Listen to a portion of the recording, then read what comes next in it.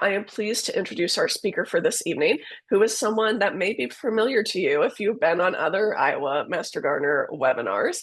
Randall Voss is with us tonight, and Randall is the Commercial Fruit Crops Field Specialist for Iowa State University Extension and Outreach, where he provides technical assistance to fruit growers throughout the state. He has a wide range of experience in fruit production, especially in small fruits. And prior to working in Extension, Randall was production manager at a wholesale greenhouse and taught production related horticulture classes at a community college. So thank you, Randall, for being here with us this evening. Thank you, everyone, for joining us. And I will see you all at the Q&A session at the end. Well, thank you, Alicia. Let me share my screen here and we will get going here.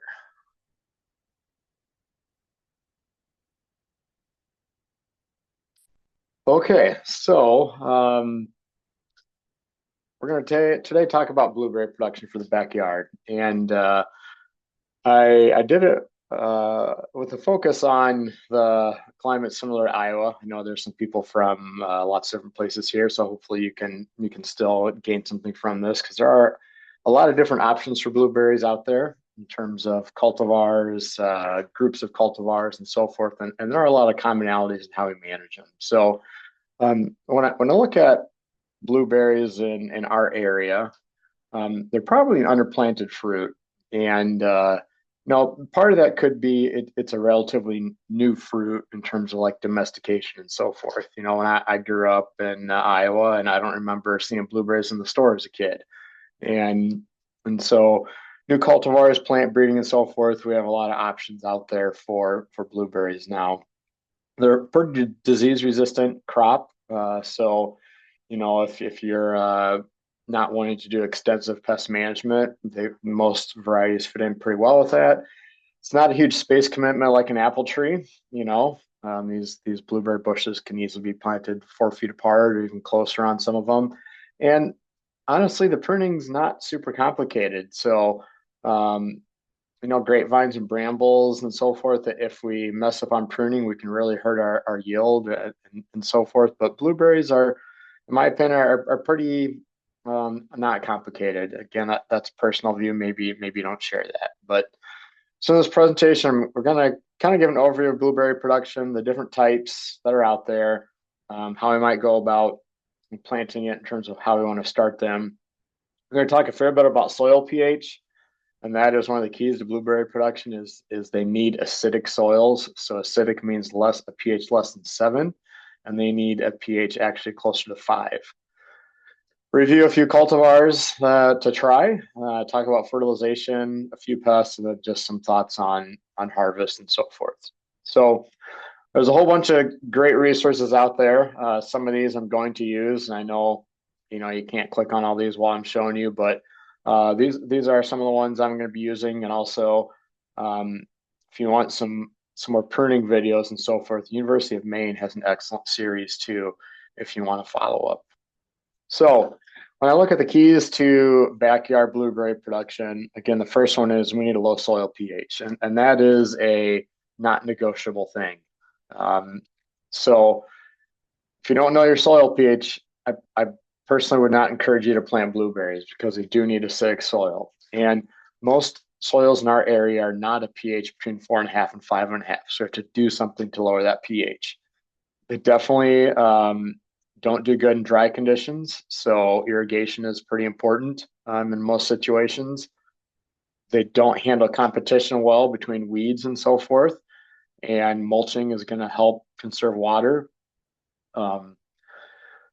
Cultivar selection, I think, is pretty important too, because if you want a whole growing season's worth of blueberries, some ripen starting in early July and some ripen in September. So you can stagger your harvest season quite a bit. And just want to keep in mind that blueberries are not a immediate gratification kind of plant. They take a little while to fully bear fruit. Strawberries, in a year, you're basically in full production, give or take. Blueberries is going to take a while to get into full production, but they will last quite a while. So it's worth the wait, in my opinion. But if you get nothing from this next 45 minutes or something like that, the key is pH. You do not want to plant blueberries in your yard from my perspective, until you have fixed your soil pH issue. So, a little bit about blueberries. They're a fairly recently domesticated plant in the grand scheme of it. People have been eating blueberries for a long time, but in terms of domestication, where we've been breeding them and hybridizing them and getting blueberries that are, fitting the commercial market in various niches. Corn's been around for thousands and thousands of years with selective breeding. Blueberries, not very long at all. And so, um, the plant breeding in the last 20, 30, 40 years has actually gone a long ways into um, giving us lots of options for blueberries. And like I mentioned, they are native to areas that have acidic soils, and we transpose these plants from their native range to where we are, and we have to make our situation adaptable to these plants. They can't just adapt to our location. They can't change that they are genetically adapted to acidic soil. We have to make the soil be the right situation for them.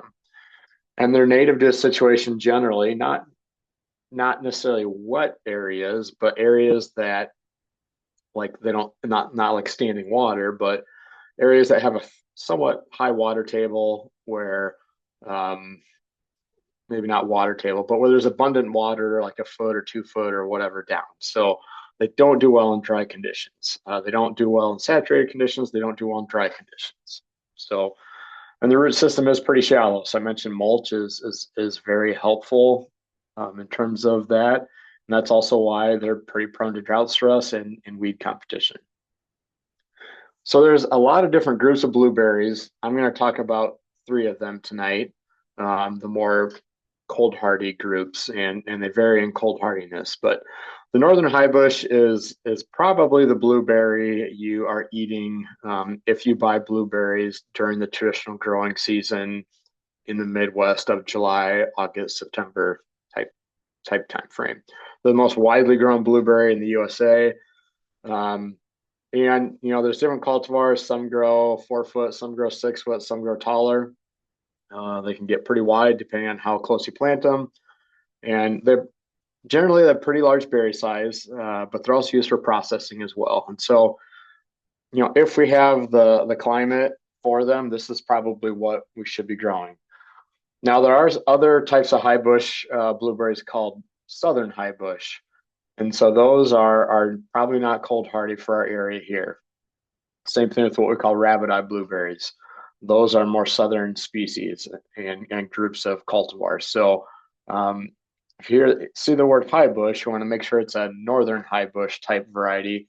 And generally, when people use the word high bush, they're assuming that it's the northern high bush kind of family of them. But there are some southern high bush varieties as well, but just not cold hardy for our area.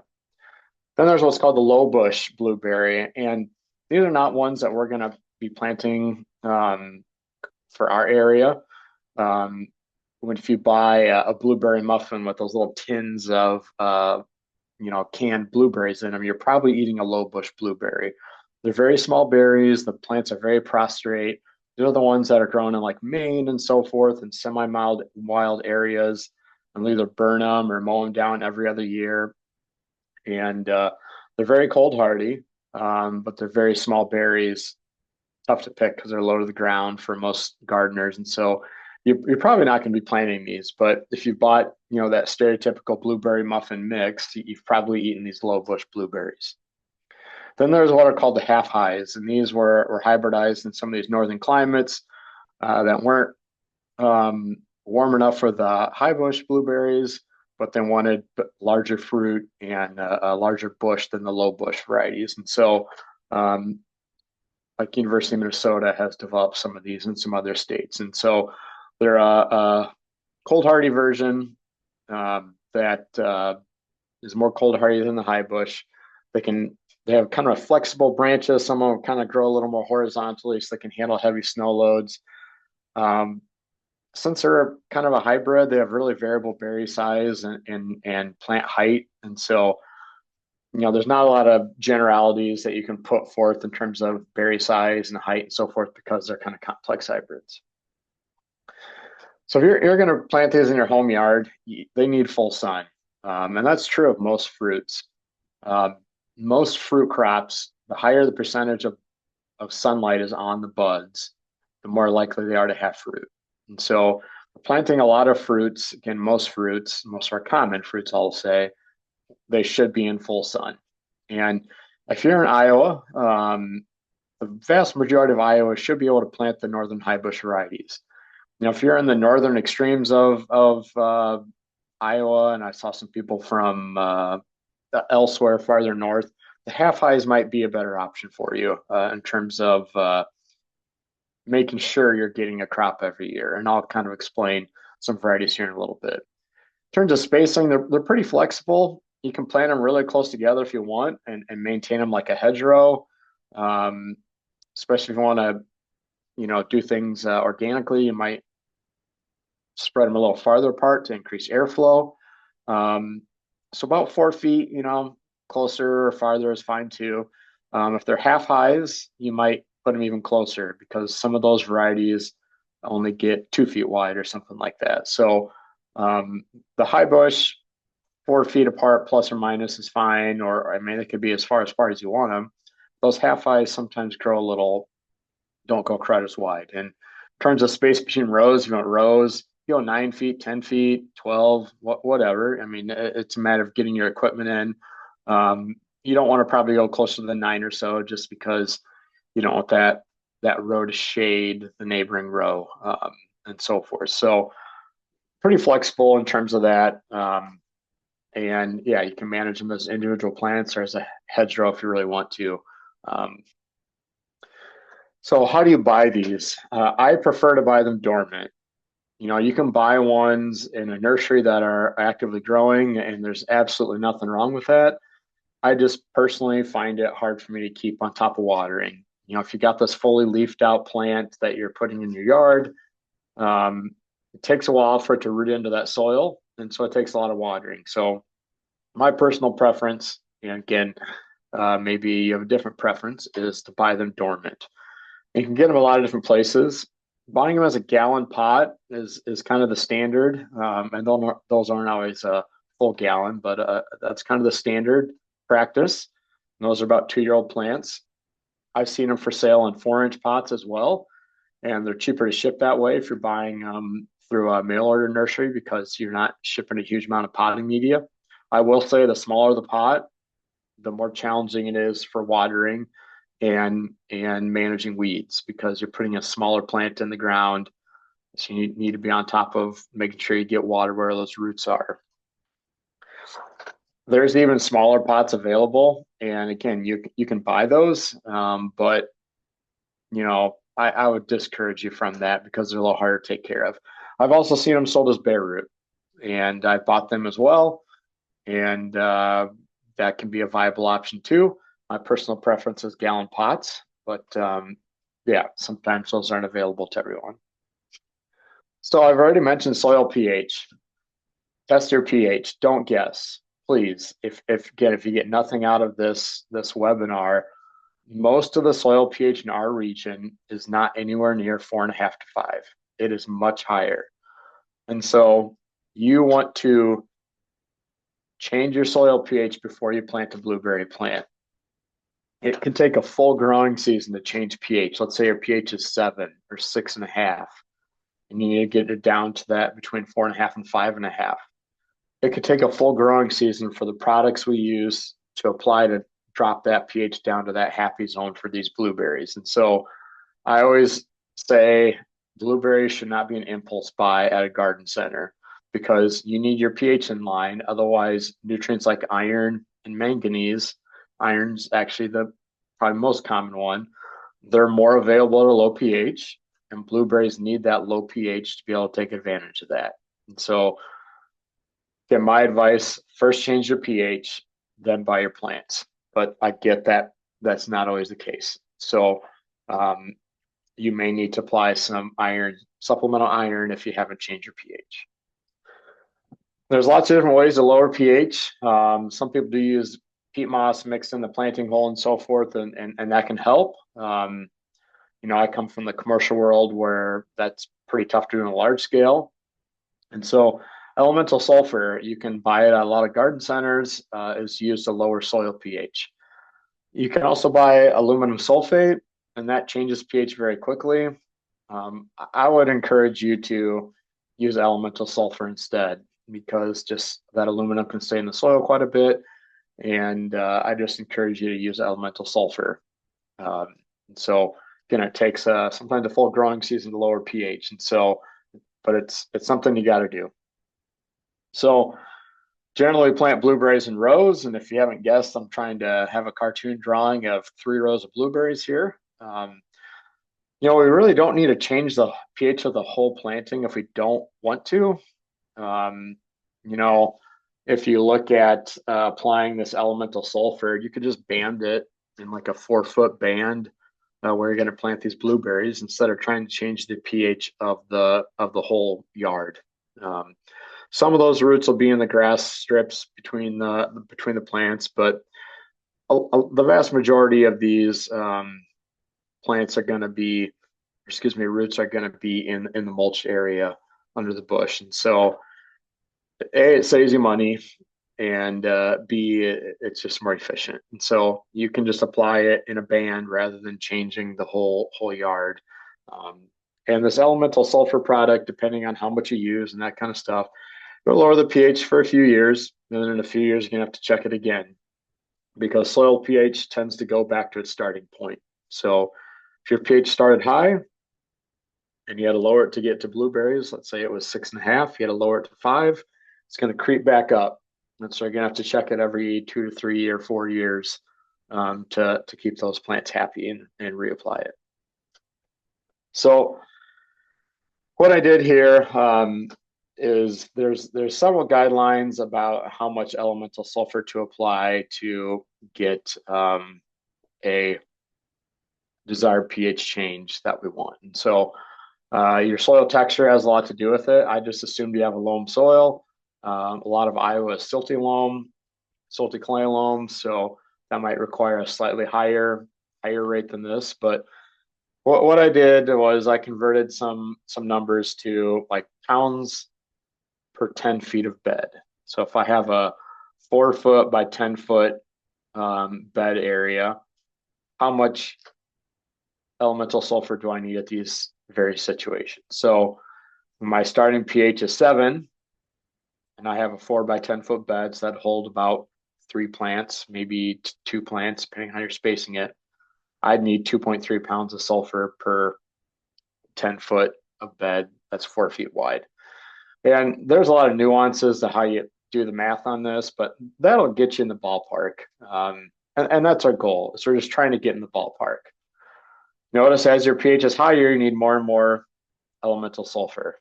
And if your pH is higher than 7, you got to maybe ask yourself if this is the best spot for blueberries, especially if it's above 8, I would actually say. If your pH is 8 or higher, it may not be a good spot for blueberries because you got to drive that soil pH down a lot, and that can be challenging to do.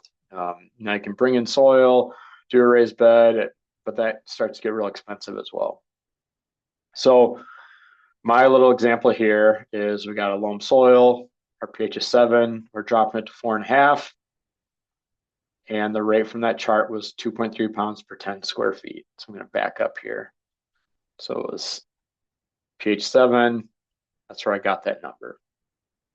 And let's say I have 5 plants and it's 20 feet of row.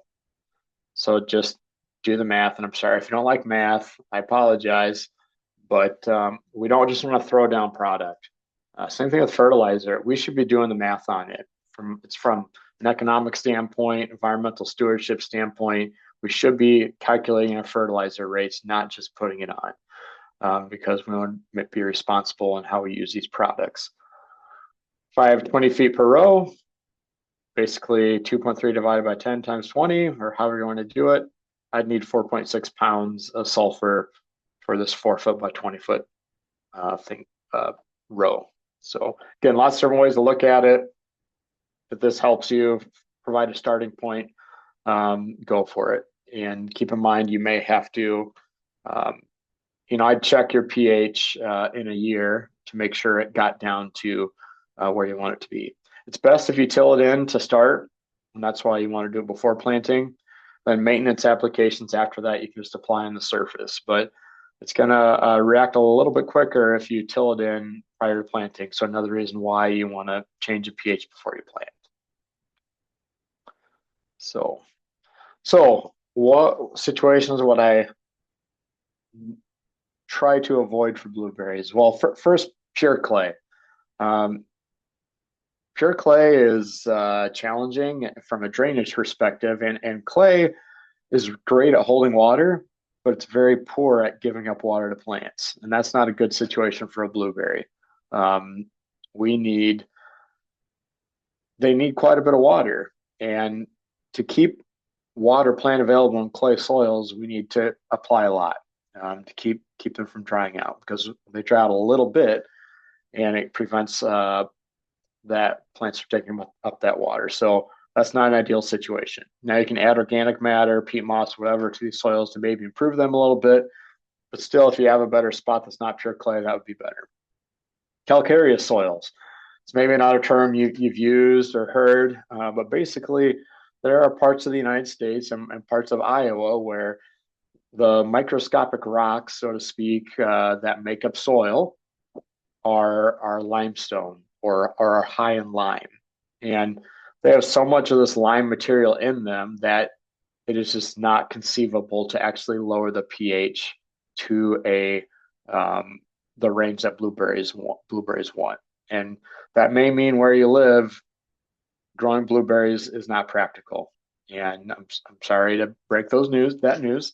You can put them in containers, but I'm going to caution you that if you have a containerized blueberry plant outside right now, those roots are not going to be happy. We're supposed to get down, I think, to -14 by my house later this week or next week, if I remember correctly. And northwest Iowa, where my parents are at, has been below that already. That is not good for those roots. If you look at soil temps right now, it is not negative below zero. And so if you're going to grow them in a container, you're going to have to winterize it somehow because it's not going to do well out in the winter, given those crazy low soil temps that they will have in a container that they won't have in the soil. And if you have compaction, perennial weeds like Canada thistle, you want to solve those problems first before planting. So here's a, excuse me, Iowa soil pH map, and this goes down to 0 to 8 inches. Now, excuse me, this is not accurate to a field level scale. This is kind of the general pH down to about 8 inches. And if you look, the fairly maroon color is 5.5 or lower. The very, very light blue is a pH of 7. And the fairly dark blue is a pH of 8.2-ish. So you can see there's parts of Iowa where those blue areas in particular, dark blue areas, where growing blueberries is going to be tough. But even in some areas that are kind of that tan color, in your backyard, unless you live in an older part of town where your house was built before, bulldozers were moving soil and excavators were removing that soil, it was probably hand dug or a horse team help dig out the foundation or something like that. A lot of the newer housing developments, that soil's been moved around, and this may not be accurate because you may have subsoil right at the surface in your situation. That's why, again, you want to actually measure the pH of your soil rather than just guessing. So here's that same map showing the soil pH down to 3 feet. And you can see there's a lot more areas with blue than before. And that's because, again, our subsoil in some areas tends to be a high pH. So just something to think about, consider. Again, not saying you can't grow blueberries in some of these areas. If you got awesome topsoil and you're in some of these areas, you might be okay. But they do not do well in calcareous soils. And so there are some parts of Iowa where it's a little more challenging to grow blueberries than others. And even within all these areas, there's micro areas that are suitable. So, you know, this is just a general map to show trends. So we're going to talk a little bit about cultivars now, and I'm going to give some broad generalizations here about them. So if you're in the northern parts of Iowa, very, very northern edges, you might want to start with the half highs. A lot of these cultivars are supposedly hardy to zone 3.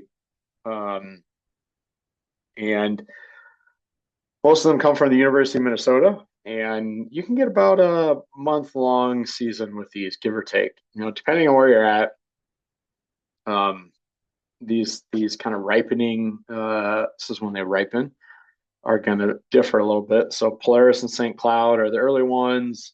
There's the North Series that are kind of mid-season, and then Chippewa and Superior are later for those. And so, if you're farther north in Iowa, these are probably the ones you want to try too. And again, I'm a risk averse person, and so you may get by with some northern high bush varieties as well. But for the far northern parts of our viewing area, you might want to first start with these and see how they work. In terms of ones that are supposedly adapted to zone 5, give or take, which is the bulk of Iowa. The nice thing about the northern high bush is we have about a 2-month ripening period, if not even longer than that. So Duke is a common early one. Blue Jay and Patriot are early mid. Blue Crop, Blue Ray Toro are a mid. Chandler, Jersey, Nelson are a mid late, and Aurora and Liberty are a late season one. A lot of people in Iowa like Chandler. Toro has really big berries. Blue Crop is kind of the golden standard. And there's a lot of other varieties as well. These are just ones that I have tried or eaten, or I know growers have decent success with. There's some older varieties I personally left out of this list because they're extremely tart. And so if you like tart fruit, there are some other options as well.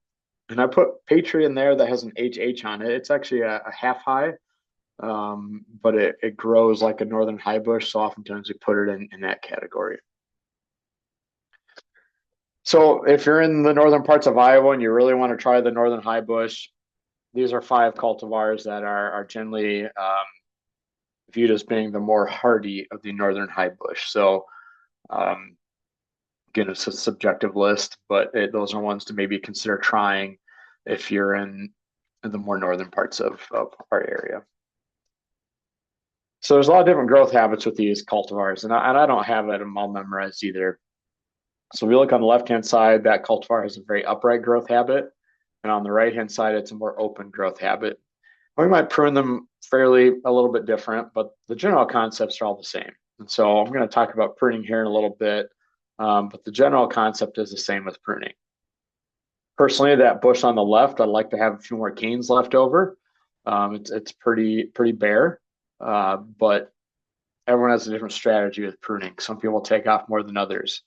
But I will say, as you look at it, on the left-hand side there's what we call a lot of twiggy growth. And that's the less ideal growth. We ideally want more vigorous growth to prune to. So when we look at how they flower, they flower on 1-year-old wood, and blueberries could be a semi-ornamental plant too. Some of them have just awesome red fall color. Some of them have greenish canes, some have reddish canes. So they are a true plant that can be ornamental and food producing. They have two main types of buds. There's the plumper buds that are flower buds that are close to the tip of the shoots. There's vegetative ones that are more slender and closer to the base. So here's just an example of different cane colors, and you can see, almost dogwood-like in terms of some of the different cane colors. So again, there's some ornamental value to them in your backyard as well. The flowers you can see are on the tips of this 1-year-old wood and have this kind of unique kind of upside down, not a fully open umbrella, but like a closed umbrella look to them. So I think I really love how blueberry flowers look, almost like a gentian type of flower. I don't know if you've seen some of those type of gentians that are native to Iowa. So you can see on the left-hand side what is going to become flowers and what is a vegetative bud. And so again, towards the tip, there's a higher percentage of flower buds or the plump buds. And towards the base are more pointy, slender buds. And those are going to be leaves or vegetative buds. So when you're pruning, we're looking at this. So cultivars, there are some cultivars that are self-fruitful, but I would not rely on that. Most of the cultivars benefit from some level of cross-pollinizing from another cultivar. And so increase your odds of success by planting two cultivars. Even though some of them, like Duke and Nelson, can do okay self-pollinating, you want to spread your risk out and have a couple cultivars. So when we kind of look at blueberry growth, we put them in kind of two different categories, and it's a kind of a binary way of looking at things. But there's what we call vigorous growth, and that would be stuff that grew a lot last season. And so the green shoots last year over winter and become 1-year-old wood. And the more vigorous stuff is likely to have more flower buds, more fruit, and larger fruit. Though what is often referred to as twiggy or weak growth, maybe it only grew a half an inch or inch and a half or 2 inches, it's going to have fewer flower buds and smaller fruit. And we generally try and get rid of the twiggy growth, and we want to encourage vigorous growth in blueberries. So it's kind of counterintuitive to some other fruit crops like apples, so to speak. Not completely, so maybe I shouldn't say that, but a little bit different way of looking at it than some other fruit crops.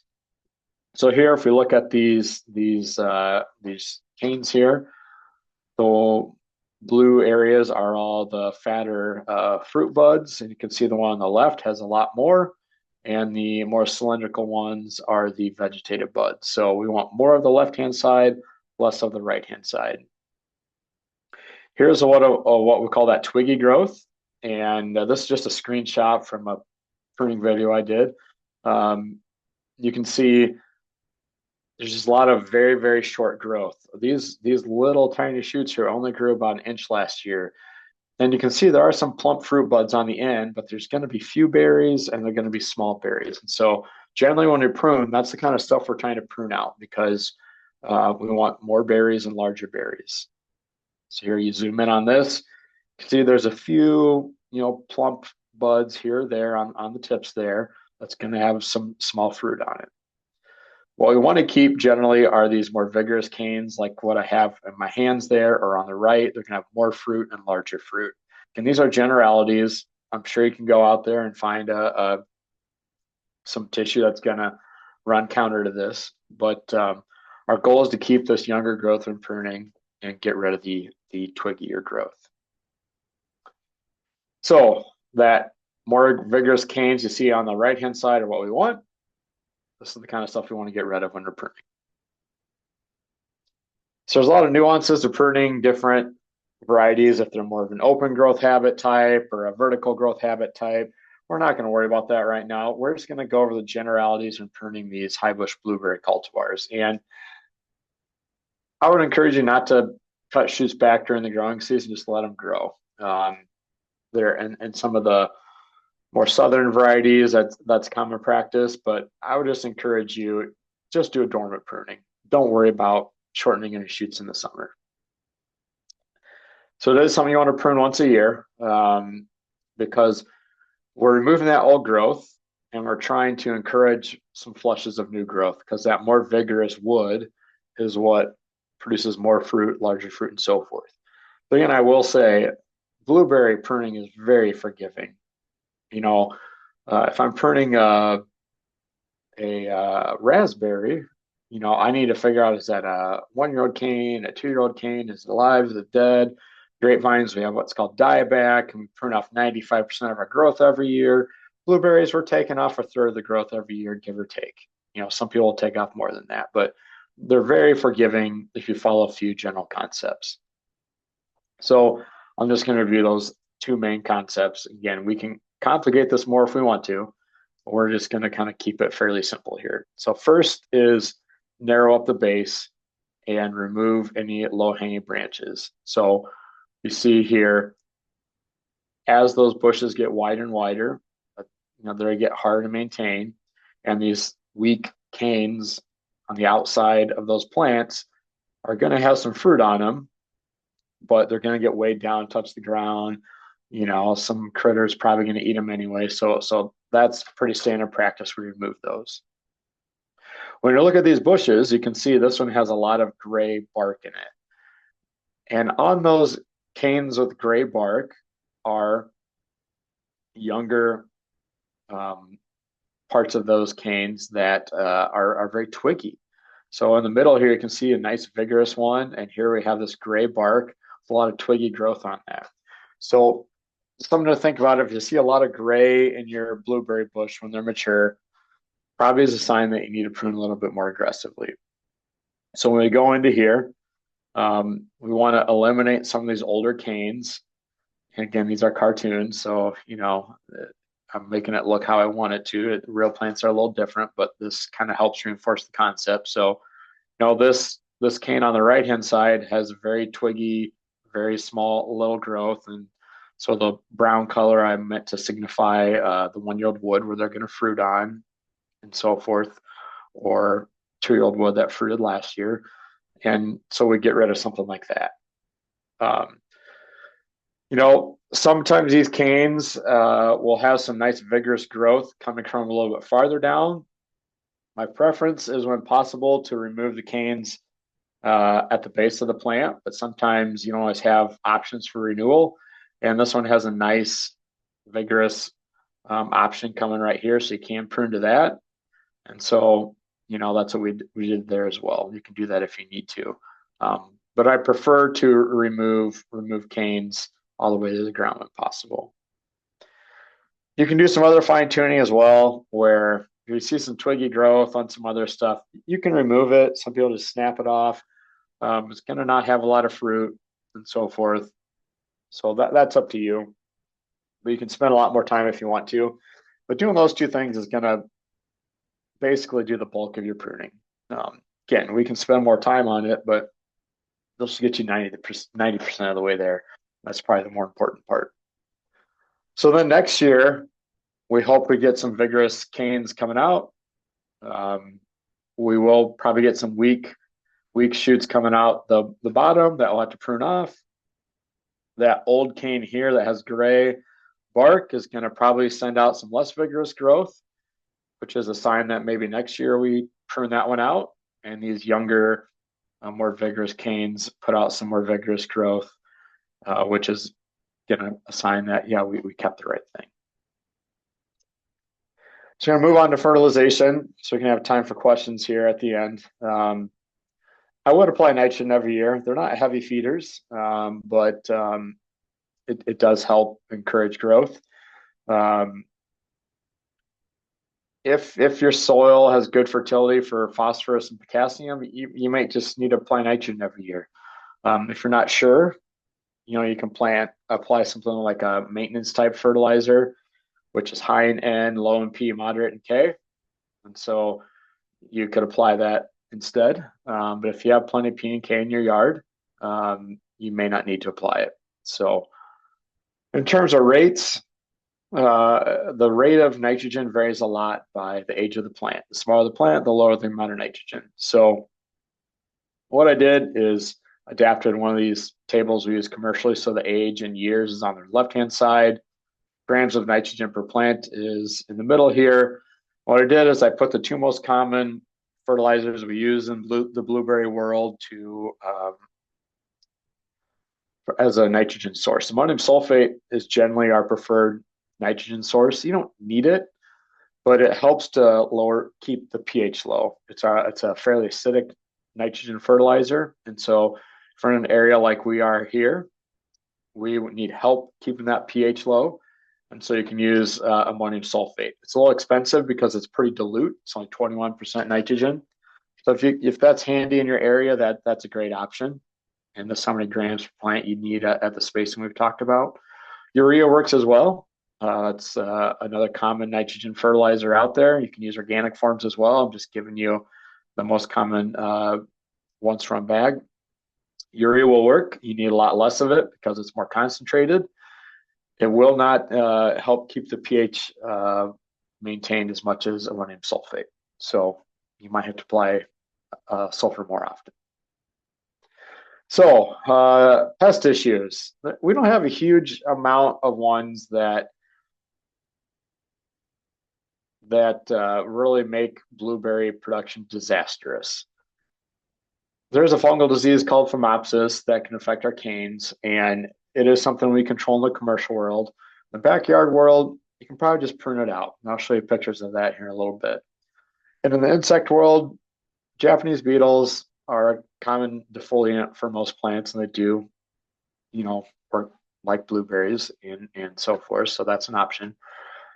Well, that's probably a big deal is spotted wing Drosophila, SWD. They're the fruit fly that will lay their eggs in our fruit, and they have maggots inside there. So that a couple things you can do to avoid issues with it. Number one, harvest your fruit before it becomes overripe and eat it right away. If there's a few eggs in it that haven't hatched, that's, what have you. But those are not insurmountable. And so this is, I didn't actually get this sent to a lab to verify it was phomopsis, but this discoloration definitely could be phomopsis. This is naturally kind of a green colored canes, and you can see the discoloration there. And here is from an IPM site where they certify them. You can see, or they have checked to verify it was phomopsis. You can see the natural color is this lighter green. As you get darker here, it turns brown. And as those canes grow, it kind of kills off the tips, and you can see that the fruit has shriveled and so forth. So in your home garden, you can just prune that off, and you're probably going to be fine. Spotted ring Drosophila, no, these are not blueberries, but it's that little fruit fly, and it lays eggs in soft fruits, loves raspberries, and so forth. And those eggs will hatch, and the maggots will be in your fruit. So that's the other one that is a problem. But again, if you harvest your fruit on a regular basis, you can help a lot. So to kind of wrap things up, harvest. When I was going through my phone, I had a lot of good blueberry pictures, but none of ripe fruits. I have some great pictures I'm going to use as an analogy here. But if you're going to not eat that fruit right away, you want to pick it in the morning when it has cooled down, when it's still cool. If you're going to put that fruit in the cooler, you don't want it hot. It's going to last longer in your fridge if you pick in the morning when it's cool, and then put it right away in the fridge. Right away when they turn blue, these berries are not fully ripe, and so sometimes they'll have a little reddish tinge. And again, they may not be ripe. And every variety kind of ripens at a different color or glossiness, but and everyone has different tastes. Some people like a little bit of acidity in their fruit. So really, just got to try a few, see if it's the ripeness that you like, and recognize that different cultivars are going to look different at optimal ripeness. The nice thing about blueberries is we can get about a 2-week post-harvest life. Something like raspberries, you pick them, you got to eat them fairly quickly. Blueberries, we can get some good shelf life in them, and they can work well in a pint container. If you put raspberries in a pint container, they smash really, really quickly. So in terms of yield, again, it starts out pretty slow, ramps up, and hopefully by year 6, 7, 8, 9, 10, you'll be in full production. And how long these plants last is really up to how well you've cared for them. I would expect a 20-year lifetime is pretty good. And there's blueberry fields in the commercial areas that are a lot older than that. But at some point, diseases build up and so forth, and poor practices sometimes build up, and so that yield starts to slowly decline eventually. And then it's just up to you when you draw the line between I need to replant or not. And so, a full-grown backyard high bush blueberry plant might yield 10 pounds per bush or something like that. It can get more too at full capacity. The half highs and low bush are probably going to yield lower than that just because they're smaller plants. So to kind of end this, I'd mention, be careful that you don't just pick right when they turn color. And I know these are not blueberries; these are grapes. If you look at these clusters, you can see there's still some kind of reddish tinges to these berries on these grape clusters. And just like with blueberries, that's an indicator that they're not fully ripe. Now, blueberries, the ripeness will vary within a little uh, the flowers that come from one bud. So, a grape cluster, you pick the whole thing at once because it's tight. Blueberries, I'd say it's a cluster of 10 berries, five might be ripe and the other five aren't. So that's another thing with different cultivars. Some you can pick the whole cluster all at once, basically, and others you have to pick half the berries at one point, a third the next, and so forth. So again, varieties vary in how they do that. And this may just be me. And so I don't know if this is like a fact or something like that, but I tend to think um, these berries all have this little what we call bloom on them, and that's kind of this powdery look to them that is a protectant. Once I start to see a few berries losing some bloom, like you see in that top, uh, then to me that's been my signal that hey, I should be picking. Again, that may not be fact for every variety, but that's just something that I've noticed that some of that bloom starts to come off a little bit when it's definitely time to harvest. And a lot of blueberries still have the bloom when they're ripe too, but that's something to consider if you need a visual clue. So to review here, low soil pH extremely important. I would not plant until you've achieved that. Definitely want to have irrigation and mulch to conserve moisture and reduce weed pressure. I would plant several cultivars to spread out your risk for pollination, to spread out your ripening. And I would encourage you to prune annually so that you encourage new growth every year. So I will stop sharing here, Alicia, and you can open it up for the question. Great. Thank you, Randall. That was a wonderful presentation, as always. And we do have a lot of great questions as well. So I've tried to kind of group them together based on some of the questions that are a little bit similar. So let's get into that. The first thing that people had a lot of questions on, I think you broke a few hearts, is growing blueberries in containers. We all want to grow them in containers. Some of us are, we don't have a lot of space. Yeah, And so, if someone was going to grow in a container or a raised bed, you talked about how protecting them from the winter cold yep, would be really important. And also, you talked about some different varieties that are um, zoned are for a lower zone, for zone yeah. 3. So, assuming that mixing some of those things together could get you some results with blueberries.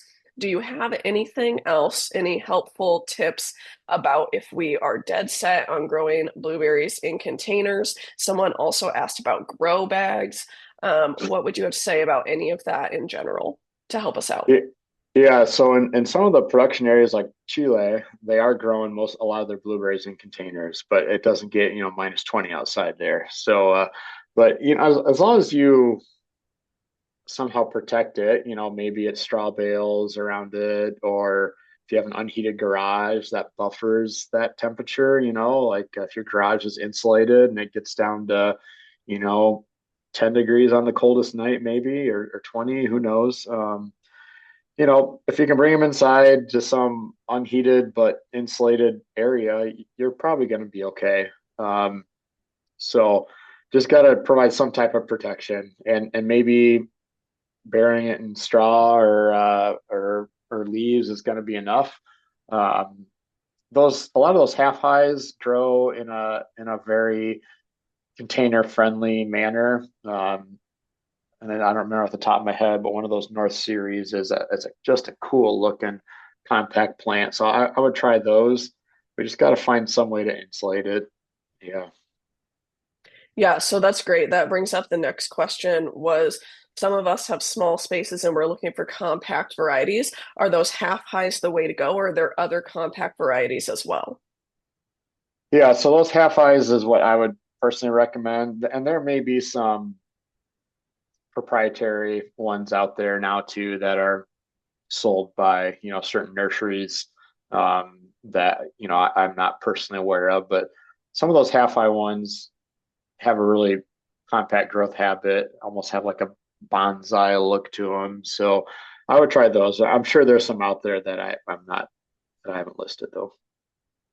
And what about if we're looking for a high yield variety? Are any of those compact ones high yield, or what are we looking for? Are there certain varieties that are high yield? Yeah, I would say the reason why some of those compact ones aren't high yielding is because there's just less plant, you know. The smaller the plant, the less opportunity there is for berries. I, I pulled out probably most of the ones that aren't known as super low yielding. But to me, I would look at it from a perspective of I would rather have blueberries every week for 10 weeks than a ton of blueberries in 2 weeks. And so some of the late varieties like Aurora and so forth, you know, I don't know how they yield were yield compared to like blue crop. Blue crop was kind of the industry standard.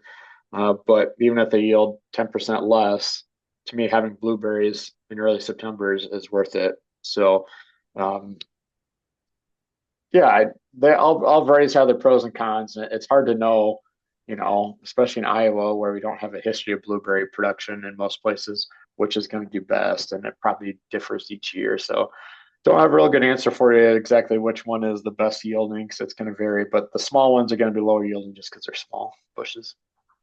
Makes sense. So let's get into another really important topic that people always want more information about. And you talked about it already, but we need to talk about it more, which is that soil pH and lowering the soil pH. So, first off, what's the best way for people to test their soil pH before they start amending it? Yeah, you can send it into a lab. It's $20 basically. It's pretty economical. Another option is to buy a decent pH meter. So if you want to do it at home, you can. There's a lot of caveats to that. So basically, what you do is you take your soil sample, let it dry out. You mix it with distilled or deionized water. Do not use tap water. I will repeat: do not use tap water. It's got too variable of a pH. Mix it up, maybe 2 parts water, 1 part soil, and then you put your probe in there. And as long as you have a good quality pH meter, that would be a way to do that. I'm not confident in the little paper test strips personally. There's too many built variabilities in that from my own perspective, but for a backyard setting, that might be okay. But personally, I would not. But yeah, sending it to a a lab for $20 is a pretty cheap investment if you ask me. And but if you want to do it yourself, you can, yeah, take samples, put them in distilled water, and buy a good quality pH meter. Okay. And then you talked about elemental sulfur and using that to lower the pH. Um, what time of year are we applying that? What kinds of places are we going to buy that? The Iowa State University Extension and Outreach and Iowa Master Gardener Program do not endorse any one particular place to go buy your things, but what are some types of stores or areas that we're going to be looking to buy that? And then when do we apply it? You can basically apply it any time. Um, you know, I wouldn't apply it on frozen ground right now. That'd be kind of a waste. But you know, a lot of people do it in the fall, as to get a jump on it. The sooner you get it on, the faster it's going to react. But you know, some turf supply companies will have it. Not a lot, but some. Some of the larger garden centers will carry it as well. A lot of the garden centers will carry aluminum sulfate. Again, my preference would be to encourage you to use elemental sulfur. Um, some of the wholesale companies, I'm sure you can buy it on a website as well. But I've also got it from my local co-op. I was buying several bags, more than several bags one year, and I called my local co-op and said, "Hey, can you get this in?" And they got me a pallet of it. So you know that you're going to have to call around, but you know a lot of the turf supply companies and larger garden centers will carry it. Okay. And then just real quick, we had a few things that people wanted to know if they could use as fertilizers or use to lower the pH. Decaf coffee to water your blueberry plants to lower pH. Um, Anything we apply that so here's the analogy. Soil is like a very large ship in the ocean. And this is getting deep here, I know. It takes a lot to move it, right? Um, you know, pouring a little bit of coffee on that is not going to move that ship. It takes a lot to change soil pH. Even putting something more acidic than that, it takes a lot to change soil pH.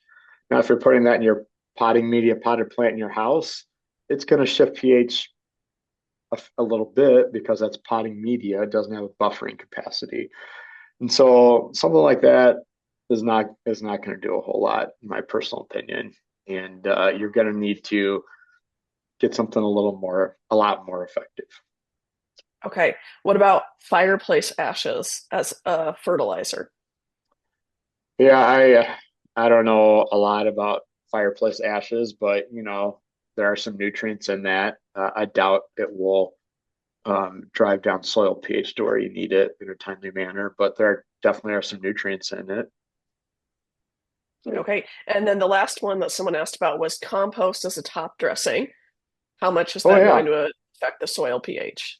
yeah, compost is great, but again, it probably is not going to be enough to change the pH. The quantity needed, and some compost, depends what's in the compost, what it's going to do to pH and so forth. But those are all good amendments, but I don't think any of them will really solve the pH. They're, organic matter amendments and stuff. That's all good stuff, but it's not going to drive your pH from 7 to 4.5. That's an extreme measure you have to take.